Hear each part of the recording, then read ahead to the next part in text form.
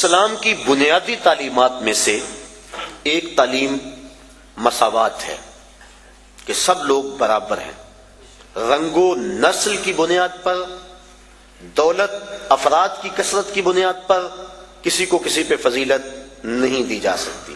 ان اکرمکم عند اللہ اتقاکم، جو زیادہ تقوی کا نور اپنے سینے میں رکھتا ہے وہ زیادہ عزت والا ہے۔ یہ اسلام کا وہ بنیادی درس اور سبق ہے کہ جس سے شکستہ دل لوگ، درماندہ لوگ، غریب طبقہ، غلام لوگ اسلام کی طرف ان کا میلان ہوا اور کھنچے چلے آئے۔ اسلام نے کمزوروں کو، غریبوں کو بنیادی حق دیا کہ سب انسان برابر ہیں، تقوی کی بنیاد پہ فضیلت ہے۔ جب فاران کی چوٹیوں سے نور اسلام چمکا اور گھر گھر اس کے اجالے ہوئے تو عرب کا سب سے کالے رنگ کا شخص جس کا نام تھا اسود، وہ حضور کی خدمت میں حاضر ہوا۔ کوئی شخص اس کو رنگت کی سیاہی کی وجہ سے قریب بٹھانے کے لیے تیار نہیں تھا۔ اس نے آ کے حضور کی خدمت میں عرض کی، حضور اگر میں اسلام لے آؤں تو مجھے کیا ملے گا؟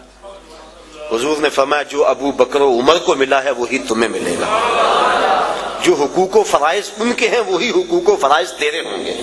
جس صف میں وہ کھڑے ہوتے ہیں اسی صف میں تو کھڑا ہوگا، اور اگر تو پہلے آ جائے اور وہ بعد میں آئے تو اگلی صف میں کھڑا ہوگا، وہ پچھلی صف میں کھڑے ہوں گے۔ اس نے کہا اگر اسلام یہ ہے تو میں تو پھر دل و جان سے اس دین کو قبول کرتا ہوں۔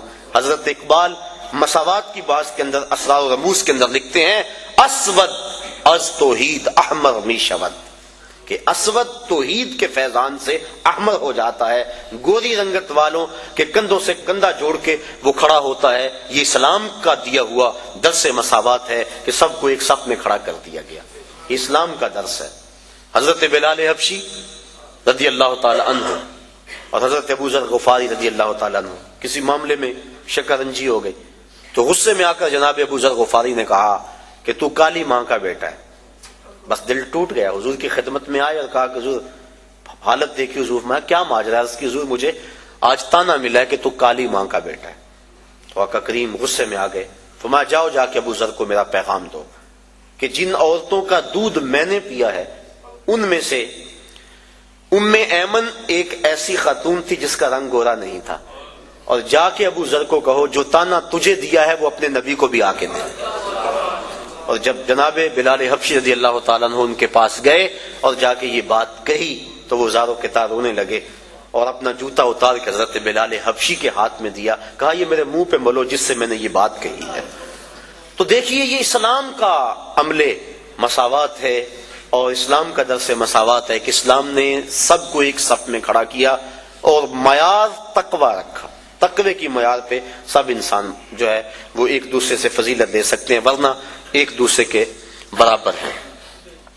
تو اس اسلام کے درس مساوات کا عملی اظہار حج کے موقع پہ ہوتا ہے۔ غریب امیر، بادشاہ اور گدھا، کالا اور گورا، اجمی اور عربی سب ایک ہی لباس میں ہوتے ہیں، ایک ہی رکن ادا کر رہے ہوتے ہیں اور ایک ہی تلبیہ سب کی زبان پہ ہوتا ہے۔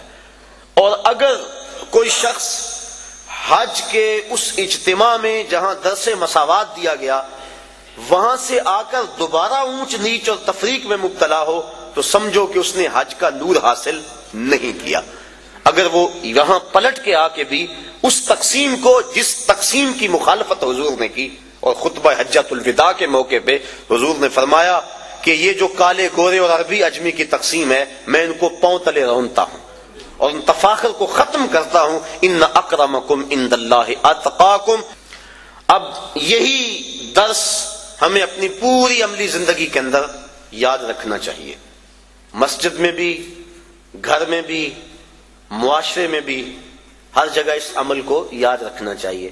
ہم اگر جلسہ کروائیں، ہم اگر محافل منعقد کریں، ہم اگر عالم دین ہیں، ہم اگر شیخ طریقت ہیں تو ہمیں اس بات کا ضرور خیال رکھنا چاہیے۔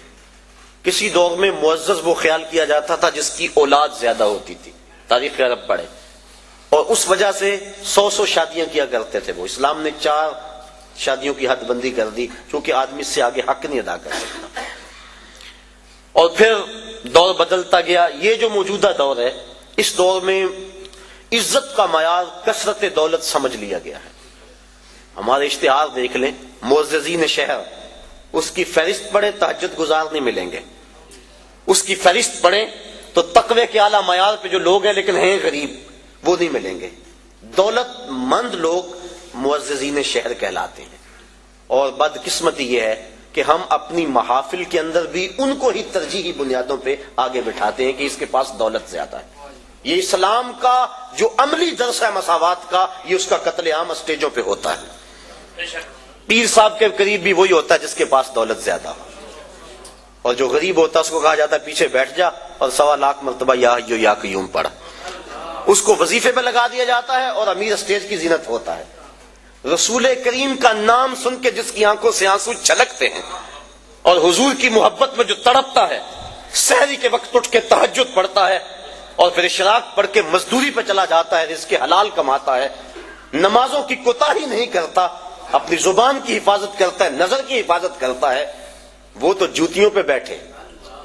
اور جو اسمبلیوں کے اندر اسلامی حدوں کا مذاق اڑائے اور جس کے بارے روز ہم نماز میں کہہ چکے ہیں، وَنَخْلَعُ وَنَتْرُكُ مَن يَفْجُرُكَ، اے اللہ جو تیرے حکموں کو توڑے گا ہم اس سے قطع تعلق کریں گے۔ اس کو ہم اسٹیج کی زینت بنائیں کہ یہ ایم پی اے صاحب ہیں، یہ ایم این اے صاحب ہیں، یہ دولت مند ہیں، اس کے پاس دولت کے انبار موجود ہیں۔ میں دولت سے نفی نہیں کر رہا، دولت عثمان ہو، دولت قارون نہ ہو، لیکن معیار اگر دولت ہوگا تو پھر غریبوں کا استحصال ہوگا، اور اسلام نے اس استحصالی نظام کے خلاف ہی تو جنگ کا اعلان کیا ہے۔ تو یہ مساوات کا درس حج کا درس ہے، اس بات کو اچھی طرح سے ذہن میں رکھا جائے اور اپنی عملی زندگی کے اندر ترجیح کس کو دی جائے؟ جو تقوی والا ہے۔ کبھی ایسا بھی ہو کہ ڈھونڈے ہمارے محلے میں سب سے زیادہ متقی کون ہے، آج مہمان خصوصی محفل نعت میں وہ ہوگا، بوڑھا ہے، کپڑے پھٹے ہیں، پیوند لگے ہوئے ہیں، جوتا ٹوٹا ہوا ہے، لیکن تہجد بھی پڑھتا ہے، اشراق بھی پڑھتا ہے، چاشت بھی پڑھتا ہے، گمنام ہے، کوئی پوچھنے والا نہیں ہے، حضور کا نام سن کے آنکھیں چھلکتی ہیں۔ ذرا وہ محفل نعت میں صدارت کی کرسی پہ بیٹھا ہو، لطف نہ آ جائے؟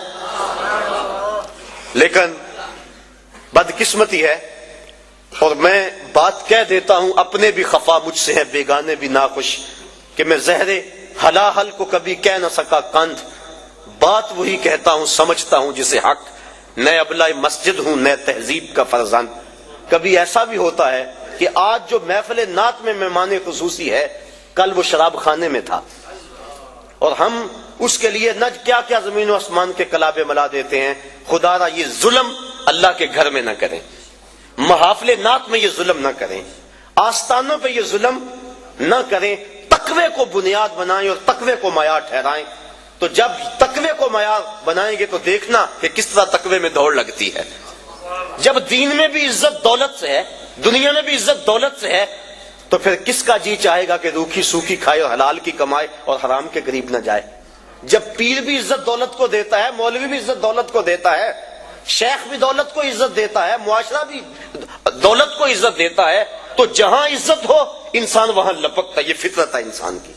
کبھی آپ نے دیکھا ہو بارش ہو نا، پاؤں پھسل جائے اور بندہ گر پڑتا ہے، تو یہ بعد میں دیکھتا ہے کہ مجھے چوٹ لگی ہے یا کہ نہیں لگی، پہلے دیکھتا ہے مجھے کسی نے دیکھا تو نہیں۔ یہ فطرت ہے انسان کی، اسے اپنی عزت اپنی جان سے زیادہ عزیز ہے، تو جہاں عزت ملتی ہے وہاں بڑھتا ہے۔ تو اگر اس کو یہ سبق دیا جائے کہ جس کے پاس دولت ہے اس کے پاس عزت ہے، تو دولت کی دوڑ لگے گی۔ اور اگر معاشرے میں علماء، مشائخ، ذمہ دار لوگ یہ شعور دیں گے کہ جس کے پاس تقوی کا نور زیادہ ہے وہ معزز ہے، تو دیکھنا مسجدوں کی رونقیں بڑھتی ہیں یا کہ نہیں بڑھتی۔ تو یہ اسلام کا عملی درس ہے حج کے موقع پہ مساوات کا۔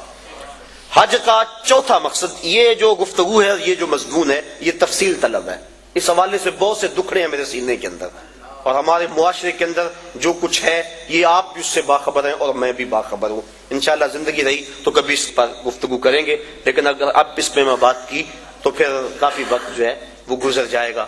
معاشرے کے وہ محروم طبقے اور عدم مساوات کا جو انداز ہمیں نظر آتا ہے معاشرے کے اندر، اس سے معاشرے میں جرائم پھیل رہے ہیں، اس سے معاشرے کے اندر ظلم اور جبر پھیل رہا ہے، اس سے معاشرے کے اندر بے سکونی ہے اور طمانینت کا نور کسی کے پاس نہیں ہے۔